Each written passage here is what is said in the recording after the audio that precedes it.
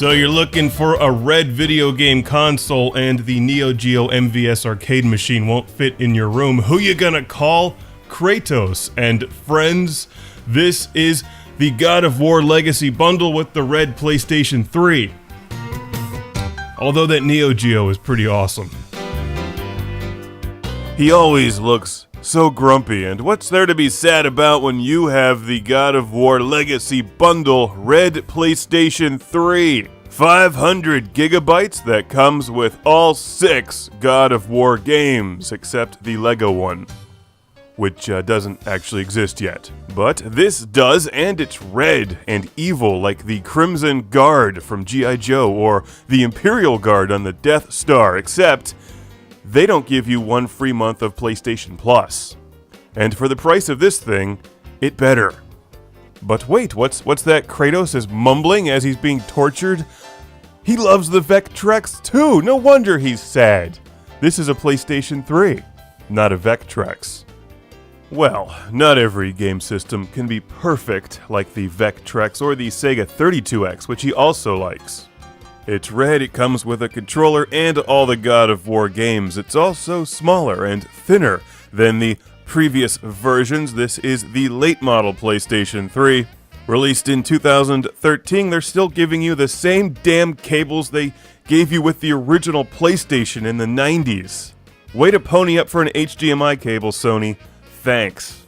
It does have God of War Ascension. Nice packaging, he's been a fan for years. God of War 3, which has a strange typo in the cover art. You think they would have found that before printing. And all of the other ones. The red PlayStation 3 sort of matches the Neo Geo MVS arcade machine, and it's small and compact enough to be fed to the Centipede. Here's a look at its red controller, which is a slightly different red than the other red controller I have. It's a DualShock 3 6-axis controller, and strangely I got blue Sharpie all over my fingers during this review. I have no idea how that happened.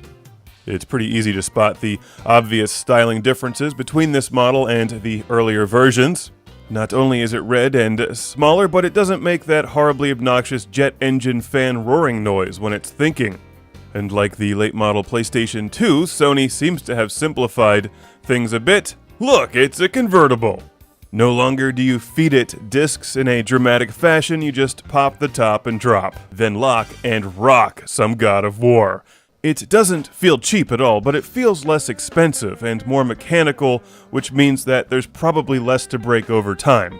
Did I mention it also plays PlayStation 1 discs? That's right! Backwards compatible as long as you're not trying to play PlayStation 2. Wow, remember when the games used to come in these packages? And look at that, there's an ad for PlayStation 1 accessories.